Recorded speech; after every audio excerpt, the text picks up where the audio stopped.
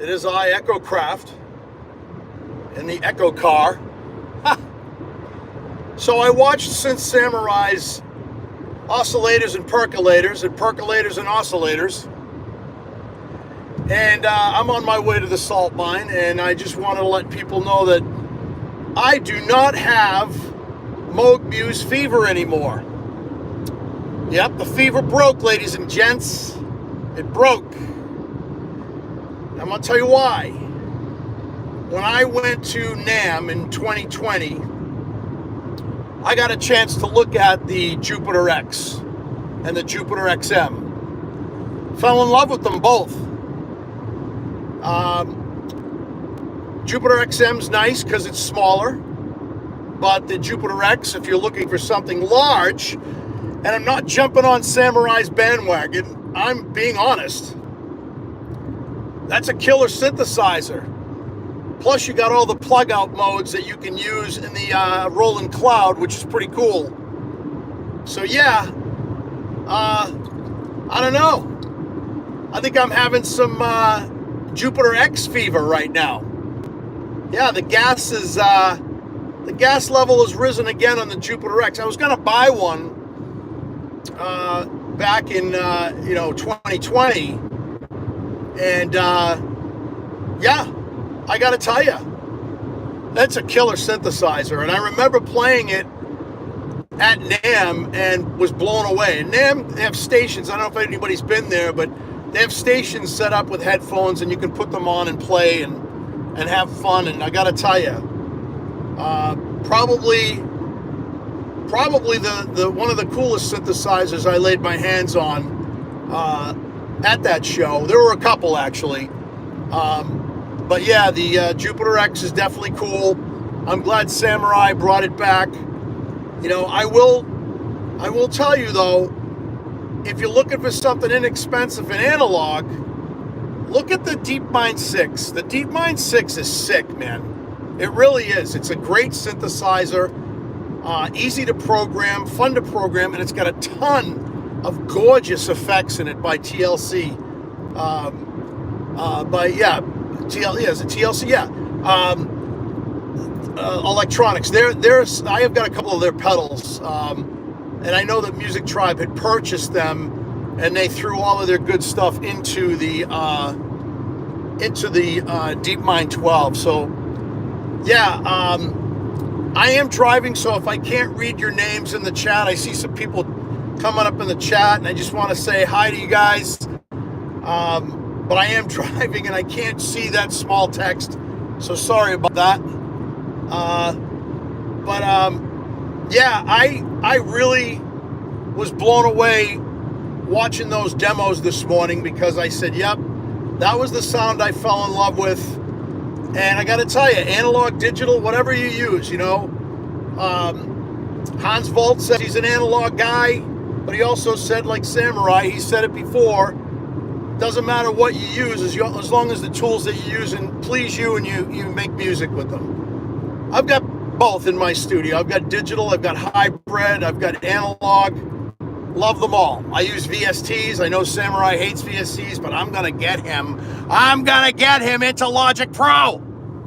Well, almost got into an accident doing that. That was stupid. But yeah. So anyway, the Jupiter X, I have to say, now I played years and years ago in the 80s, a real Jupiter, the analog model, and big sound, beefy. I will tell you,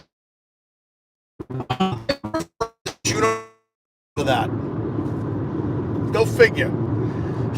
I don't know. That was just me. That's just my opinion. But yeah, the new Jupiter X and the XM. Everybody says, oh, if you're gonna get the Jupiter X, get the Phantom. Phantoms are really cool. Phantoms are workstation, like a real workstation. Like, I'm not into workstations. I don't like the motif. I don't like the montage. Great sounding synths, don't get me wrong, if you're into that stuff. But that's just not my bag, man. That's not my game. I use a DAW. I do play live. I do live jams sometimes, and I just go through my DAW. And I like it because it gives me a clock. I have everything MIDI'd up through USB and MIDI, but I do use a clock for my DAW. So I guess it's DAWless jamming. Ha! Maybe not.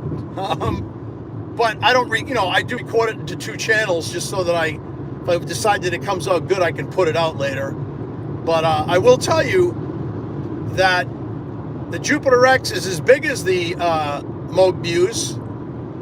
It's been out for a while. There's been a few firmware and software updates for it. And I will tell you, it's a killer synthesizer. So, if you're looking for, a new synth, like I said, don't want to spend a lot of money, check out the Behringer DeepMind 12. I own one. It's great. I don't hear many people talk about the screen problem that I have on the DeepMind 12, but it was my fault. The DeepMind 12 screen issue was my fault. I left my synthesizers on. I went away and I left the synthesizers on by accident for it was over 72 hours, and I had it up full brightness, and it did burn the screen out a little bit. I can still see it, I can still use it. It's not as bright as it was, let's put it that way. So it's not dead. But I haven't heard many people have that issue. I know some people have. I've gone to Reddit, and Reddit, I don't really like Reddit, but gone on to Reddit. It says, there's some people on there that say that they had issues with it. But yeah, inexpensive, $6.99, great sounding analog synth. But if you want something big and you want it digital and you don't have to worry about things warming up and all that crap, I don't know, man. Jupiter X is pretty cool. Well, listen, I'm almost at the salt mine right now. So I just wanted to throw my 2 cents in there. I did, like I said, watch Samurai's podcast, his live show this morning while I was getting ready for work. And, like I always say, guys, stay frosty, stay creative, and, I don't know, have a great day. Oh, tomorrow night, Synth Fighter show. Synth Samurai and Echo Kraft, 8:30, I believe. Check it out. We'll be battling it out about synthesizers, as usual. All right, guys, have a great day. Peace.